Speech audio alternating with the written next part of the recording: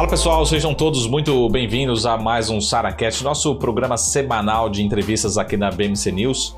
E hoje com um entrevistado muito especial, que é o time da Everest, né, com o Beto. Muito obrigado, Beto, pela presença. Obrigado. Roberto Corrêa de Souza Filho, muito obrigado pela presença, pela participação. Ô Beto, primeiro a gente sempre gosta de entender aqui, antes de falar da casa, da gestão, do cenário, enfim, das expectativas, conhecer sempre as pessoas que estão por trás das cotas que a gente chama, né? Quem que forma o time. Então, primeiro conhecer um pouco do Beto, depois a gente fala um pouquinho sobre o time da Everest, né? Mas principalmente a sua história, tanto no segmento, né, de FDICs, gestão de fundos, mas também no mercado financeiro, mercado de capitais como um todo, né? Legal, legal. Bom, Marco, obrigado. Agradeço a todos aí, os ouvintes, participantes, amigos. É um prazer estar aqui, poder falar um pouco da gestora, um pouco de nós, um pouco dos produtos.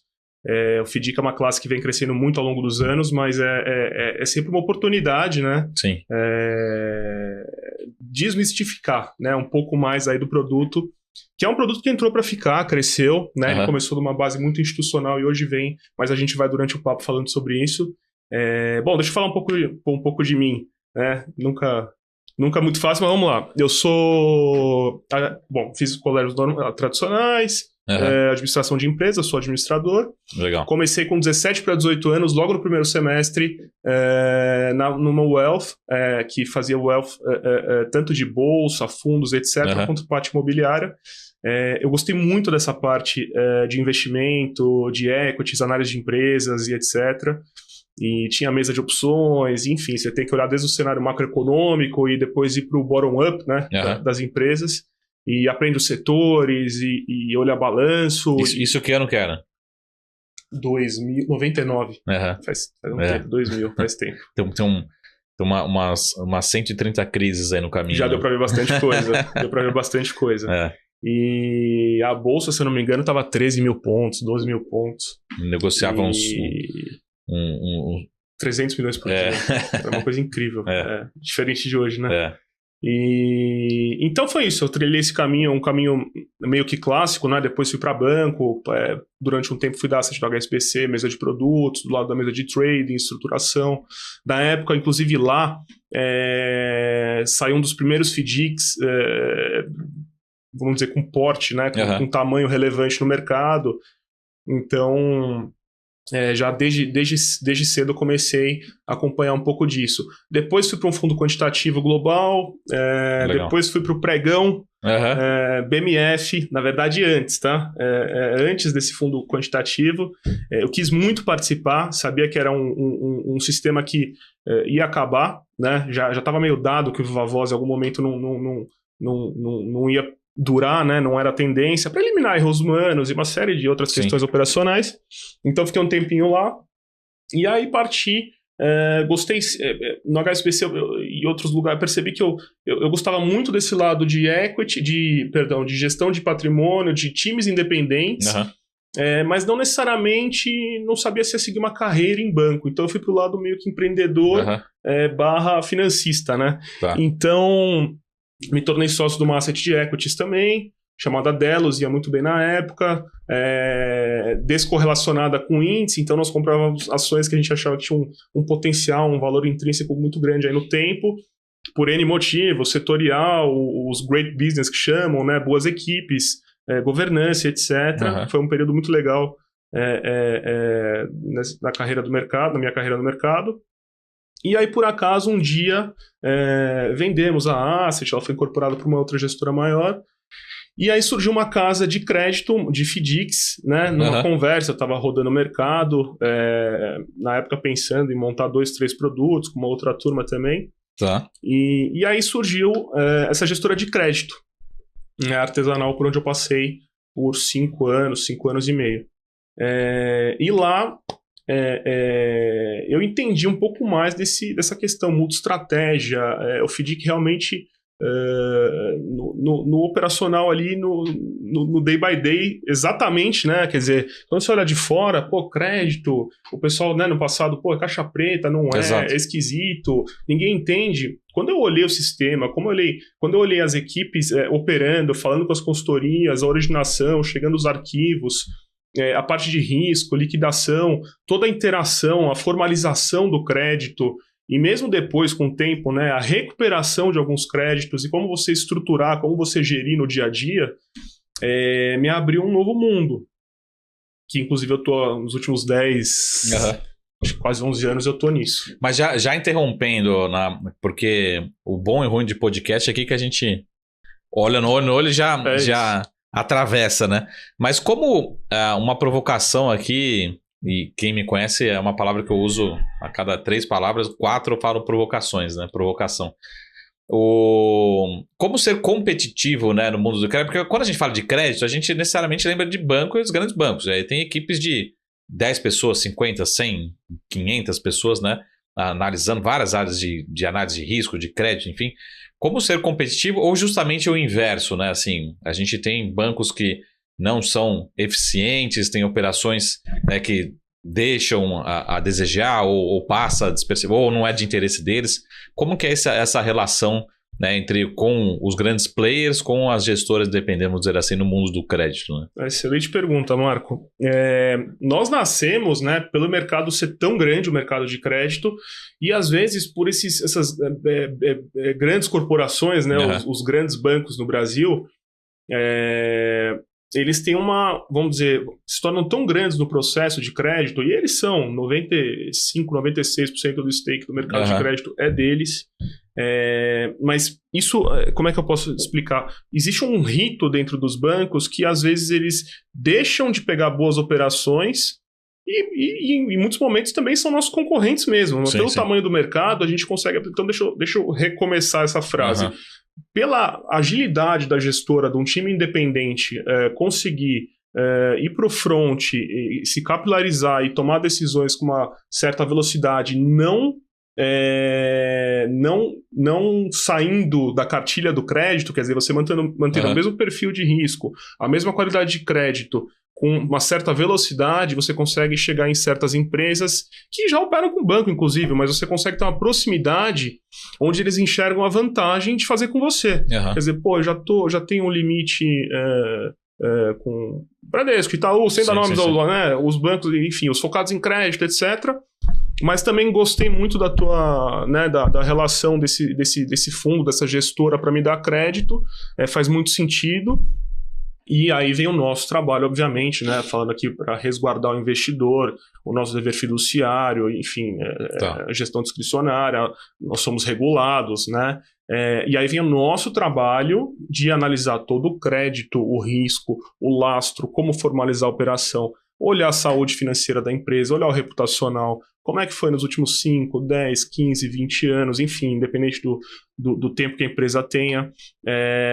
Vem toda essa parte de checagem / análise, daí você vai pensar em aprovar ou não. Isso eu estou dizendo de um crédito mais PJ, fatura, duplicata de mercadorias já entregues. Tá?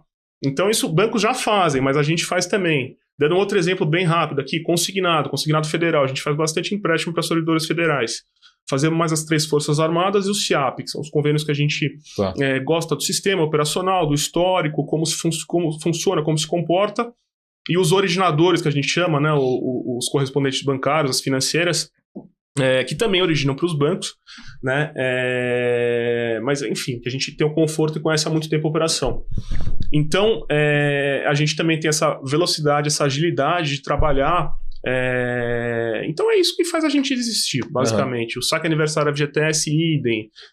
Criar um sistema rápido que a gente consiga responder rápido para a financeira se aprovamos ou não diante de nossos critérios. E com isso a gente vai montando operações, proximidade a fundos empresariais e por aí vai. Tá. Vamos falar só um pouquinho sobre a Everest. Assim, você... Depois me corrija se eu estiver errado, mas vocês são especialistas muito focados em FDICs, né? Mas antes de falar da Everest, o que é de fato um FDIC?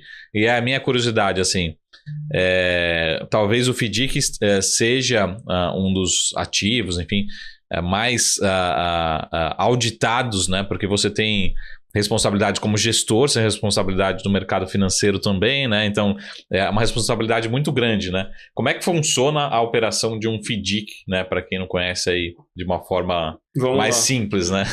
Eu acho que esse grande mito, né? é por justamente nós darmos crédito, né? Exato. Então se torna uma coisa meio, né, diferente quem entra em bolsa, de quem está no multimercado, né?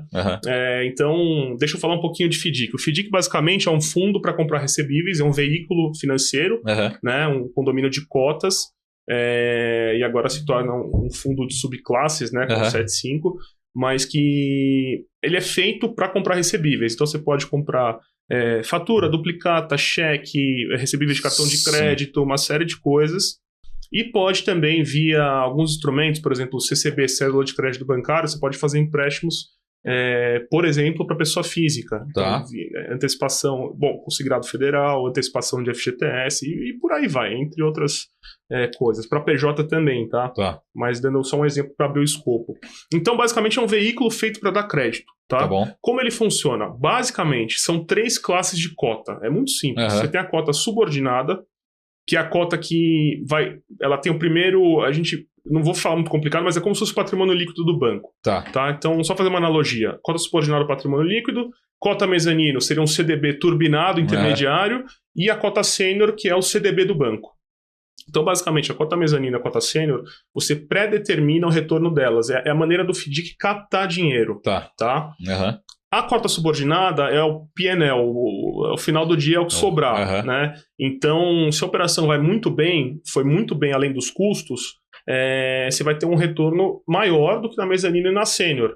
Só que se tiver a perda, você está protegendo os investidores de cima. Então, vou dar um exemplo. O FDIC de 10 milhões. Eu tenho 4, 3 e 3, tá? 4 milhões, 3 milhões, 3 milhões. Se o FDIC tiver uma perda de 2 milhões, quem vai pagar é o cotista subordinado. 3 milhões, cotista subordinado. 4 milhões, subordinado. Nós pagamos, e na Everest, quem está na cota subordinada somos nós e os originadores. Nós, sócios, associados e pequenos grupos econômicos muito próximos da gente. Pequenos eu digo na questão de proximidade mesmo, tá? E conhecimento.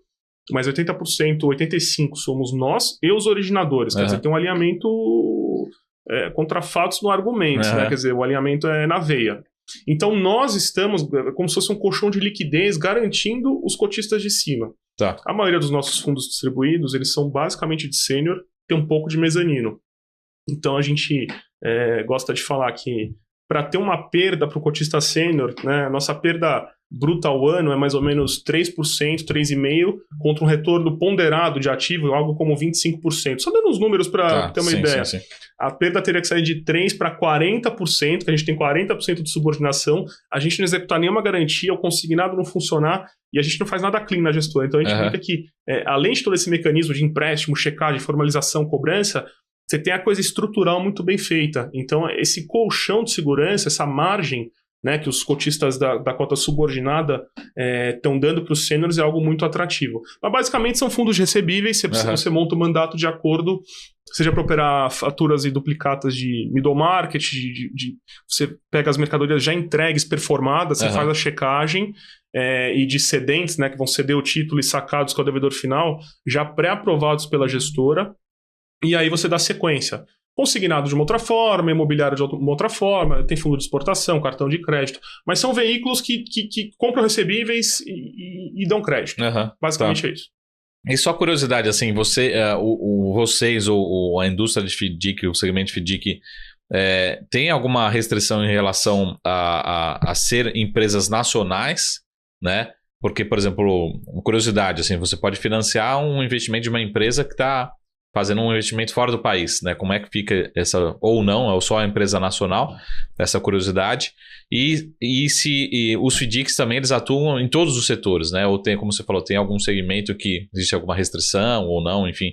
Como é que funciona essa seleção? Ou dentro do Everest, né? Como é que vocês atuam, né? Bom, nós somos super conservadores, tá? Geralmente as empresas que operam fora do país, não é uma regra, tá? Mas é algo que você vai olhar com mais cuidado, como é que vai ser a remessa, qual que é a exposição, a câmbio, etc, etc. Mas assim, Marco, tendo uma boa garantia, o crédito sendo pulverizado, não existe problema, às vezes, de você... Eu vou te dar um exemplo. Nós temos mais de 60 mil CNPJs cadastrados para 3 fundos de fatura duplicata que nós temos pelo país. Esses são os devedores finais. E algo como 270, 300 cedentes ativos nessa carteira. Então, assim, você vai fazer um pouco de tudo, mas você nunca... o meu ponto não é quantitativo, porque o nosso critério de análise ele é muito rigoroso. Uhum. Mas se você for dar um limite para alguma empresa que tem alguma questão de capital, de remessa, etc., ou exposição a câmbio, naturalmente, você está exposto muito pequeno. E todo o trabalho que foi feito de garantia, regresso, por exemplo, todos esses excedentes, a gente opera com regresso, ou seja, se tiver um default, um atraso numa faixa já na segunda faixa, ou após... Aí tem nossos critérios, 5 dias, são os traquejos do crédito. Uhum. Você já pode executar excedente cobrando uma reposição de título ou dinheiro mesmo atualizado, né, pelo tempo, contratualmente. Então, assim, no limite do limite, a gente já tem a cobrigação em regresso. Então, assim, não tem uma classe de empresas específicas. Obviamente que a gente acaba tomando cuidado com setores mais cíclicos, setores que deram no Brasil, enfim, que historicamente dão problemas, né? A gente brinca, né, sem demérito, mas frigorífico às vezes dá um probleminha aqui, ali, e outros setores. Então, mas assim, não existe uma classe assim, a Everest só dá dinheiro pro agro, a Everest só dá dinheiro para indústrias tais. Não existe uma... Não existe um setor queridinho da gestora. Vamos dar um passo atrás, senão a gente acaba não falando, mas assim, agora voltando, quem que é a Everest, né? No sentido assim, os fundos, né, disponíveis, qual que seria, se tem diferença entre um fundo e outro, enfim, como é que é a estrutura que vocês estão hoje, né, operacional aí? De distribuição, hein? Bom, vamos lá. É uma equipe especializada em FDIC, né? Multi-estratégia. Então, é uma casa que faz diversos tipos de FDICs diferentes. Nós somos ativos, então estamos na sub, a gente controla operação por operação, desde a estruturação, análise de excedentes, sacados, etc., até o dia a dia. Então, a gente tem uma mesa de crédito que aprova todas as operações no dia a dia, operações que necessitam de API, operações que necessitam do sistema do administrador, enfim, tem diversas formas de você estar linkado em todas as operações. Então a gente dá todo o ok final. Temos um motor de crédito dentro da gestora, os birôs, etc. Fazemos checagem, tudo conforme uma gestora pode fazer, tem que fazer. A gente faz, né? Agora com o 7.5, a nova resolução, a gente inclusive tem uma obrigação até maior, né? Junto com o administrador, mas é algo que a gente já fazia. Então nós ficamos muito felizes aí com a mudança, porque ela traz mais para, segundo pelo menos o nosso viés, mais a cabeça do que a gente tem que fazer no crédito. Então, uma casa multi-estratégia, desde as operações mais clássicas, né, nós temos os FDICs, né, a gente gosta de brincar para ficar visual, né, embaixo os FDICs, então tem fundos de fatura que só fazem faturas e duplicatas, cada um tem uma consultoria especializada, quer dizer, é uma empresa embaixo, trazendo operações, fazendo o primeiro filtro de crédito, olhando se o enquadramento está correto, se tiver que olhar alguma questão jurídica, vai olhar. E aí sobe para a gestora, a gente faz a rechecagem de tudo que já foi parametrizado na política de crédito, no regulamento que parte da Everest, e aí a gente aprova crédito por crédito. Mas falando de uma maneira mais macro, é uma gestora que hoje tem 29 fundos entre FICs e FDICs, né? Então FICs é a estrutura de passivo dos clientes que alimenta esses FDICs. A gente tem aproximadamente 950 milhões sob gestão. Somos 23 pessoas, indiretamente 150 com as consultorias dedicadas à Everest, então já é um ecossistema já robusto, fora as consignadas, que daí são empresas enormes, mas não são só dedicadas a nós. E a gente tem um mandato muito aberto, então, no melhor dos sentidos, a gente pode olhar fundo de cartão de crédito, bom, enfim, todo tipo de recebível, para pessoa física, para middle market, para, enfim, o que quer que seja, maquinária agrícola, enfim. A Everest ela é muito criteriosa em processo, então desde o início essa é a filosofia que eu sempre brinco, a cartilha de crédito escrita na pedra, quer dizer, você não pode sair dela.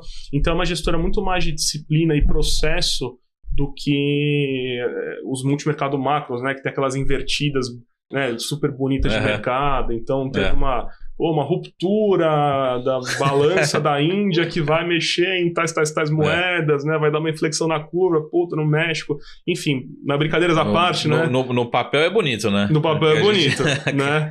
O cliente quer ver na cota, né? Exato. Então, assim, no final, é algo muito mais de processo, estruturação e monitoramento do que como um banco, né? Então, no final, você tem que entender como é que funciona exatamente a tese de investimento que você quer entrar.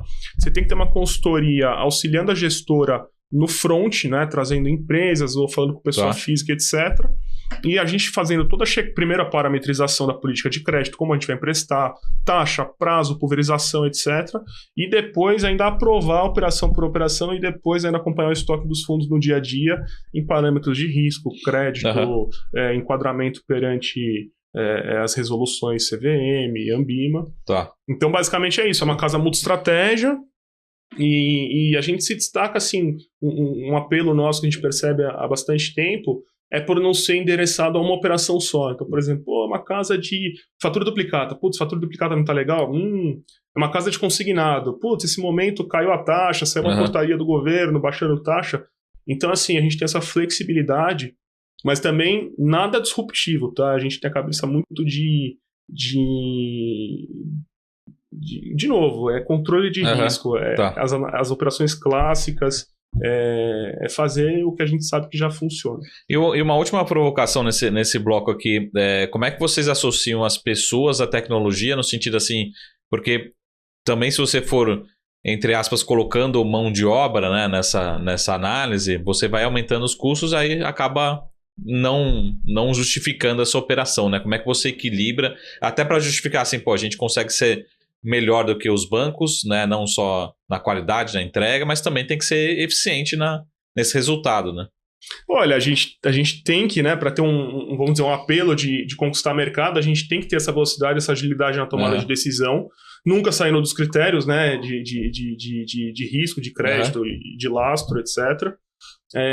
Acho que a tecnologia, obviamente, né, ela veio muito para agregar, a gente gosta muito, investe muito, mas com o viés de ser algo para melhorar o nosso processo interno e o processo, a interface para chegar no crédito, para melhorar a análise e para ter esse controle, né, com esse ecossistema inteiro que a gente participa, né, no crédito, mas muito mais nesse viés. A gente não usa a tecnologia para disruptar o crédito, né? Então é algo que a nossa filosofia é mais tradicional mesmo. Nós somos super conservadores. O pessoal às vezes pensa, né? O pessoal mexe com crédito, são super arrojados. Pelo contrário, a gente é super conservador. Né? Então, a tecnologia ela é muito importante. Agora, ela é mais importante para nos apoiar do que para que a gente descubra um novo processo de conceder ou comprar recebíveis, entendeu? Então, excelente. É algo que veio para ficar, né? A tecnologia é exponencial, né? A curva dela, a gente está na parte exponencial, mas basicamente é isso, é um grande apoio para nós. E desenvolver a casa. Boa, Beto. Roberto Corrêa de Souza Filho, né? Eu costumo apresentar depois, né? Agora no intervalo, né? Sócio-gestor da Everest Asset. A gente vai fazer um rápido intervalo, daqui a pouquinho a gente volta, 1 minuto, com o nosso SaraCast especial com o time da Everest. Te espero daqui a pouquinho. Até mais. Tchau.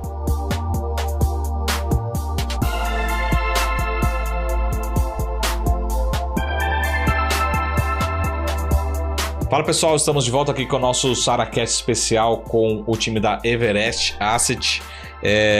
O Beto, acho que falando um pouquinho mais especificamente sobre o setor, né? Eu queria que você pudesse falar um pouquinho sobre... Nós tivemos algumas mudanças de regulação, algumas que são diretas, outras indiretas, né? Acabam afetando outros fundos, mas também pode trazer algum benefício também. Mas se a gente pudesse falar um pouquinho do que está acontecendo no ambiente regulatório, né? Não só de FDICs, mas também a gente tem as famosas come-cotas em outros fundos, né? Tivemos mudanças que afetaram os fundos exclusivos também, que acho que acabam trazendo um diferencial para fundos aí, vamos dizer assim, não posso nem usar essa palavra isento, né? Porque hoje em dia no Brasil você fala a palavra isento, já vem alguém falando, querendo taxar, né? Tributo. Mas como é que está hoje as atuais mudanças regulatórias, né? E é lógico se isso afeta ou não também os fundos, né? Da Everest especificamente. Puta, ótima pergunta, Marcos. Marco,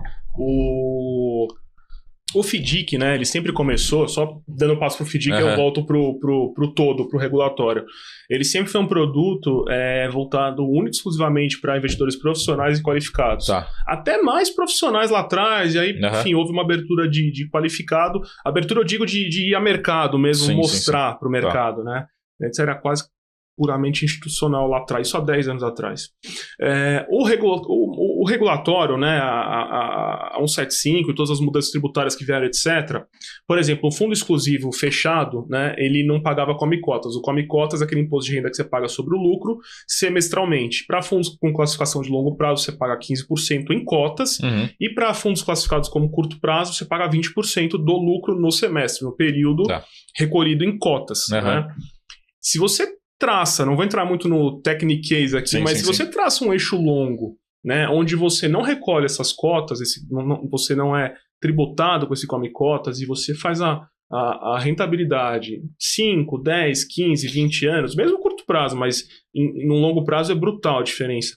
E você não recolhe e tem esse dinheiro diferido trabalhando para você, nem diferido porque se não tem o come-cotas, tem lá trabalhando para você, você tem uma mudança de rentabilidade a médio, longo prazo, assim, que você, enfim, conquistou aquela poupança tão almejada, né, olhando pelo lado do investidor.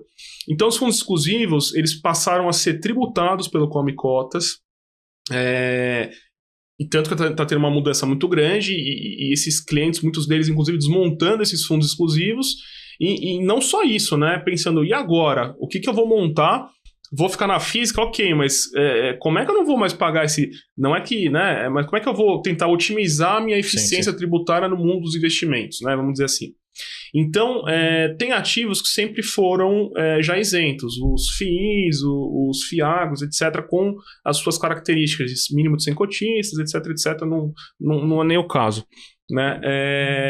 Os FIPs, os FIAs e os FIC-FDICs agora, os FIPs e FIAs já eram, e o FIC-FDIC agora entra para essa classe também de isenção. Então, essa é a grande novidade do nosso setor de FDICs. Se você tem, por exemplo, hoje quem tinha o fundo exclusivo, eu estou montando muito aquele, o FIM 95, que é o multimercado com 95% alocado, nunca pode desenquadrar nessas três classes. Né? E essas classes de baixo tem uma flexibilidade também, rapidamente. Elas com 67 alocados nos seus respectivos características de ativos, você está enquadrado isento do come-cotas, né? Livre do come-cotas. Então existe esse modelo. E vamos falar num âmbito mais geral, menos, não tão sofisticado, não é todo mundo, né? Pouquíssima gente tem a capacidade de montar um fundo exclusivo, um fundo restrito, etc., familiar ou empresarial. O investidor quer lá colocar o dinheiro dele, já é qualificado, ou até público em geral, que agora vai ter. Vão existir fundos para público em geral no mercado de FDIC, FIC-FDIC. Depois você lembra a gente quando... Com certeza, quando a gente lançar o nosso.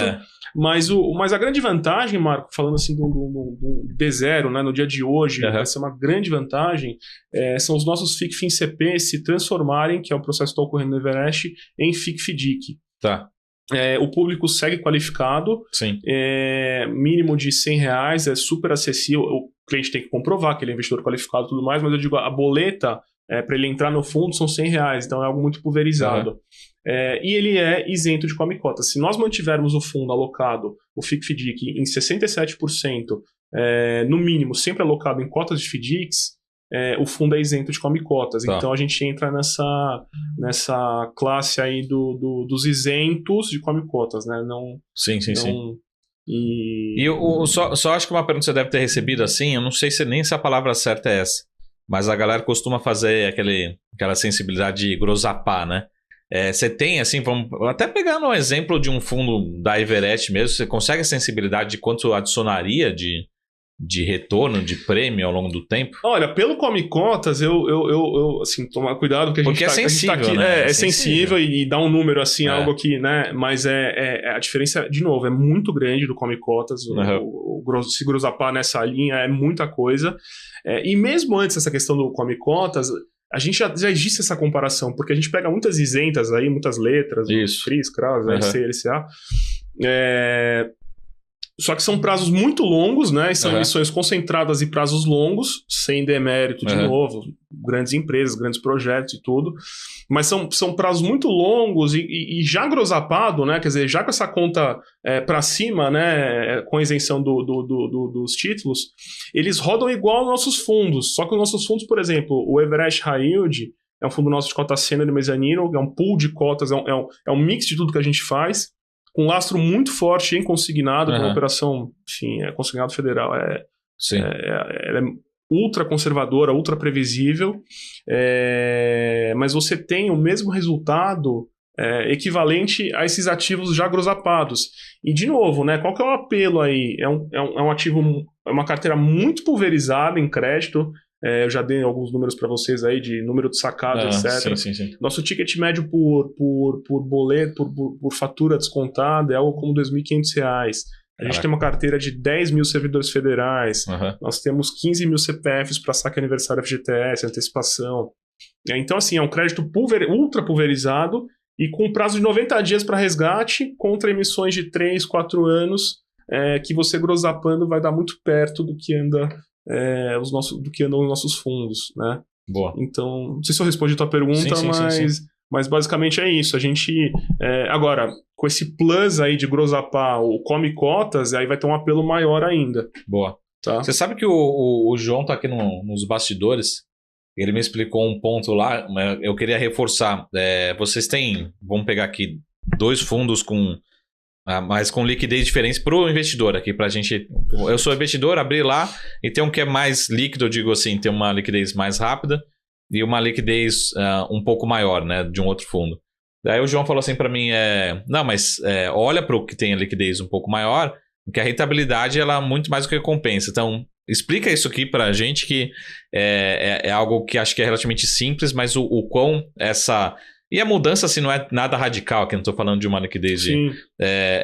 O quão isso essa liquidez, ela compensa realmente no retorno para o cotista. Né? Sim. Bom, vamos lá. Excelente pergunta. Nós temos 2 fundos que seriam os flags aí da gestora. É um D90 de cotas sêniores e mezanino. Tá. E o D30 também, basicamente, assim, 90%, 95% de sênior. Às vezes tem um pouco de mezanino, hoje em dia quase não tem mais. D30 para o investidor, né? Qual que é a diferença do D90 para o D30? O D90, a gente consegue pegar operações um pouquinho mais longas compram cotas dos nossos FDICs, né? Como eu já comentei. Só que o D90 eu consigo comprar algumas cotas que, por exemplo, o D30 não consegue, porque eu tenho que casar o prazo do ativo com o prazo de resgate para sempre dar liquidez para o investidor. Então, o D30 ele tem uma certa restrição, tem operações que acabam não entrando, né? Ele fica mais na operação monocedente, fornecedores, fatura duplicata, ao passo que o D90 eu consigo fazer um consignado, eu consigo fazer algo um pouquinho mais sempre combinando, né? Fazendo análise de passivo, análise de duration da carteira, etc. Então eu consigo dar um pouco mais de rentabilidade para o investidor. Tá. Mas de qualquer forma, né, é o trade-off, né? Quer dizer, aqui você tem um pouco mais liquidez, um pouquinho menos de retorno, aqui você tem um retorno mais satisfatório e um pouquinho menos de liquidez. Acho que os dois atendem muito bem o mercado. E esses dois estão sendo transformados nesse momento em FIC-FDIC, então não terão mais o come cotas. Isso a gente fala com muito então muito já passa o spoiler aqui pra gente, assim, ou seja, quem já é cotista normal, segue, transformou, já está isento do come cotas. Já está isento e a partir, você tem uma data, assim? Pra quem tá assistindo? Olha, eu imagino que... Aí tem que cobrar o João. 3 semanas, um mês. Vamos cobrar o João da mudança. E acho que 3 semanas, um mês já tá alterado. E é uma mudança muito positiva, né? Quer dizer, a política é a mesma, nada muda. É um FIC-FDIC, são FIC-FDICs cota única. Ele vai funcionar o mandato exatamente como funciona hoje. Mesmo tipo de crédito, mesmas cotas, mesma tese, a gestora com o mesmo processo de crédito. Porém, sem o come cotas. Tá bom, excelente. Então esse é o grande apelo. O Everest High Yield, o Everest Cash, eles vão se transformar em Everest 90 FIC-FDIC, e depois o João vai passar para vocês. E o outro vai se tornar Everest 30 dias, né?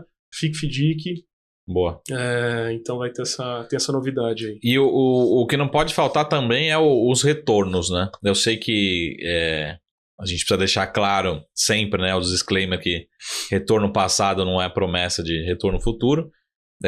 Mas primeiro, qual que é o segredo, né, de vocês conquistarem assim um retorno tão bom, tão forte e tão consistente, né? Para quem quiser, depois tem o site, né, que a gente já vou deixar aqui para vocês, everestasset.com.br. depois a gente reforça no final. Mas qual que é o segredo aí? E lógico, a gente não tá fazendo guides aqui, nem projeção, nem promessa de entrega. Mas a ideia é assim, pô, dá para continuar com essa magnitude de entrega? Então, muito excelente pergunta. O crédito, ele por si só, se você souber equilibrar, balancear muito bem o nível de risco das empresas, ou pessoa física, prazo e tipo de operação, você tem um retorno satisfatório. O grande segredo aí eu volto para a filosofia da gestora, né? Tá. Quer dizer, nós poderíamos pensar, poxa, nós sócios também estamos na sênior, mas estamos na sub, né? Vamos dar mais retorno para a sub, então vamos pagar menos na sênior, porque a sênior é o CDB, de novo, né? Quer dizer, se eu pagar um pouco menos, eu vou dar mais retorno para a sub. Mas aí, de novo, volta para a filosofia estrutural da asset.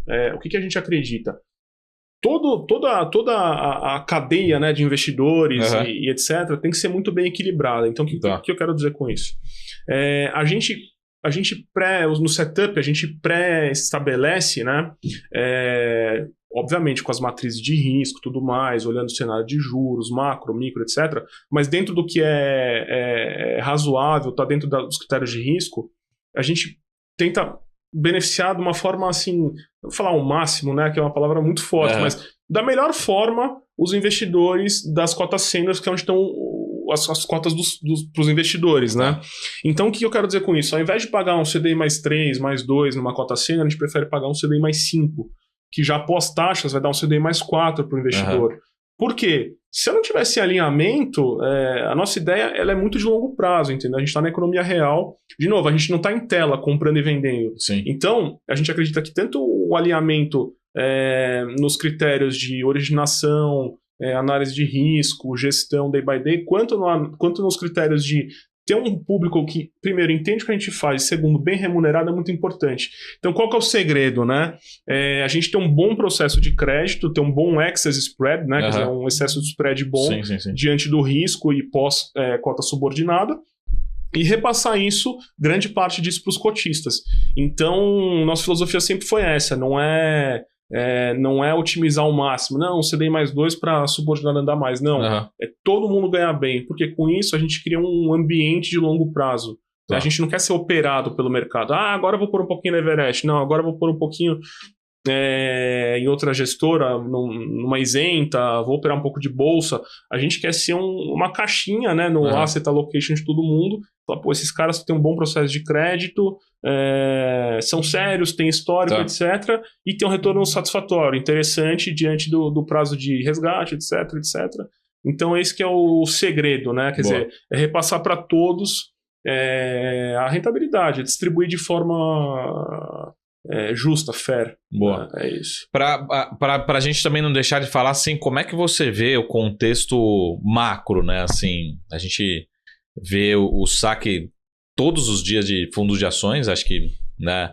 Até hoje saiu uma pesquisa do JP Morgan falando que o investidor americano está cada vez diminuindo mais a sua vontade de aumentar a sua alocação em ações. Aqui no Brasil já tem uns 2 anos, né?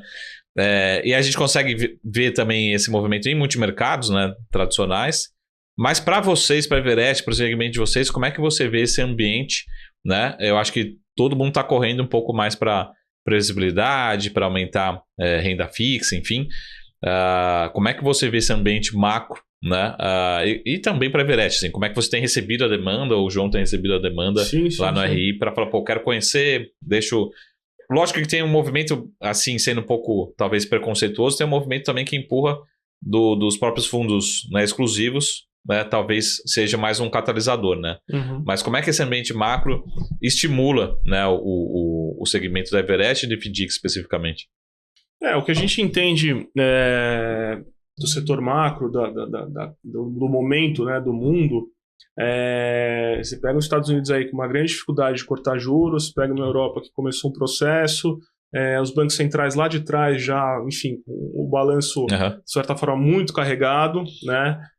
A gente pega agora um Brasil num governo mais progressista, enfim, sem viés, mas gastando de certa forma, os números já futuros de superávit não, né? Então o fiscal de certa forma tá desbalanceado.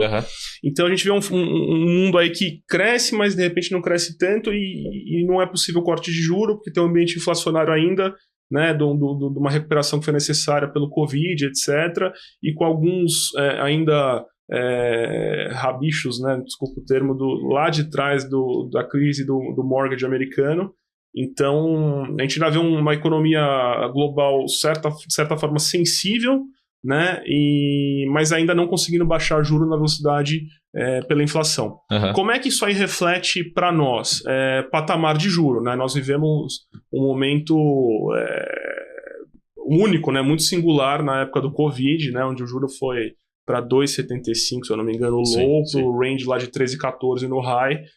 E isso para nós, esse choque, essa amplitude tão rápida, claro que também mexeu no ano retrasado, um pouco no ano passado, porque as empresas ficam um pouco sem referência. Pô, eu vou descontar quanto a minha...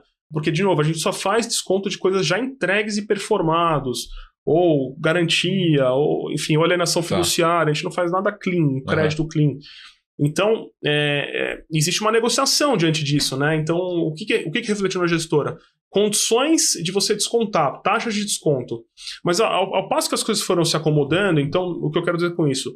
Esteja o juro a 9,8, esteja a 12, a 11, a 10, a gente consegue criar um equilíbrio aí entre taxas de desconto, taxas de empréstimo versus risco, obviamente, e manter o retorno dos fundos. O que é muito sensível são essas grandes amplitudes que ocorrem a cada...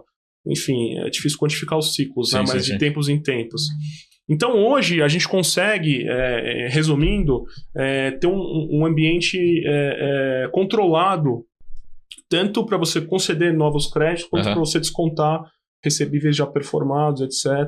Então, a gente não depende necessariamente do juro tá 9, tá 8, como a bolsa, por exemplo, vai aquecer, vai deixar os valuations mais atrativos, etc. Na verdade, a gente se adapta a esse mundo. De novo, com os bancos, né? A gente se adapta, fica mais criterioso em momentos de volatilidade, para quem vai conceder crédito ou não, ou descontar.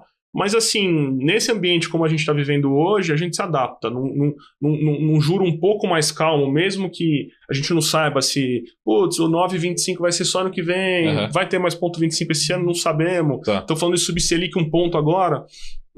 Claro que a gente torce para ter o país andar da forma mais forte possível, mas sendo pragmático, né, pensando em risco e nos investidores, na gestão de fundos, esteja o juro a 9, 10 ou 11, ou 12 ou 8, a gente se adapta. Não existe um número mágico. Sim. É só não ter essas grandes flutuações. E como nossas carteiras são muito longas, é importante falar isso também.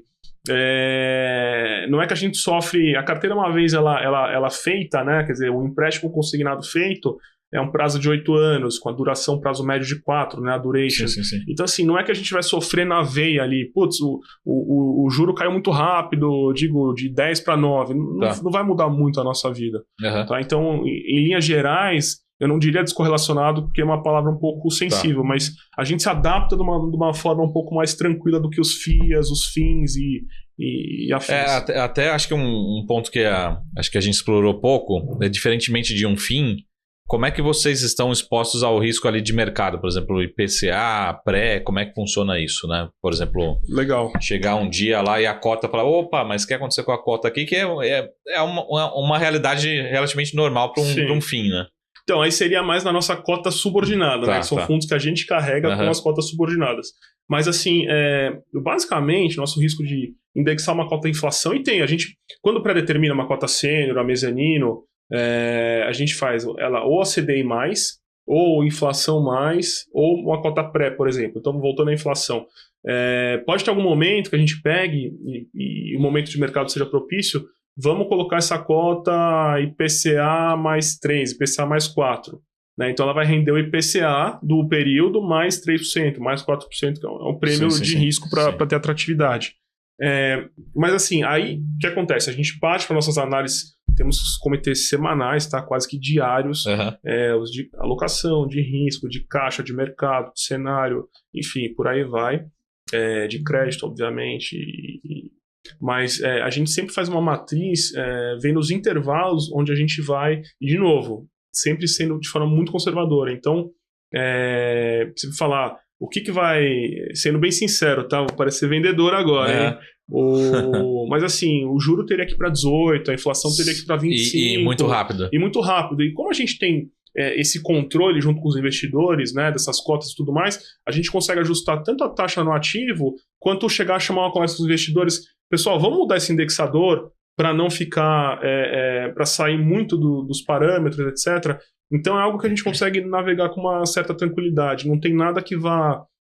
não existe algum trigger ou alguma variável que vá mudar nosso rumo, entendeu?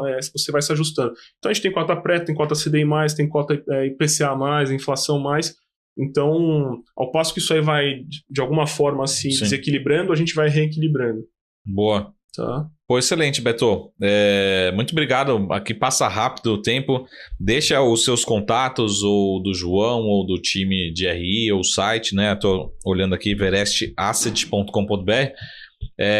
Além dos contatos aí, LinkedIn, enfim, redes sociais aí. Claro. Como encontrar vocês. Bom, agradeço a todos. Deixar o nosso site, everestasset.com.br. Podem sempre mandar e-mail para o João. jporto@everestasset.com.br, tem o meu também, roberto@everestasset.com.br. Estamos sempre à disposição para recebê-los, enfim, e-mail, LinkedIn, WhatsApp, o que vocês quiserem. Muito bom. E é isso. E para terminar aqui, o Everest, quem trouxe a ideia do Everest? Qual foi a... Olha, eu vou te contar. Foram tantos nomes que uma hora a gente pensou em horizonte, em montanha, o desafio, quer dizer, um processo, né, de um levando o outro junto, a disciplina. Então foi isso que... Eu gosto muito de esporte, eu não sou escalador. Não tem nenhum no time. Não, por acaso o marido da minha sogra, ele é escalador.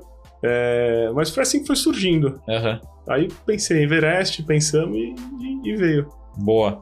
Excelente. Pô, Beto, muito obrigado. Obrigado aqui, João, também, prazer. Que tá nos bastidores. Vamos acompanhar as próximas novidades aí, a gente vai tá em cima. Muito obrigado, Roberto Correia de Souza Filho, sócio gestor da Everest Asset. Lembra sempre de acessar o site oficial everestasset.com.br para conhecer todas as informações de forma oficial. E a gente se vê aqui na semana que vem aqui no nosso SoraCast. Até mais. Tchau.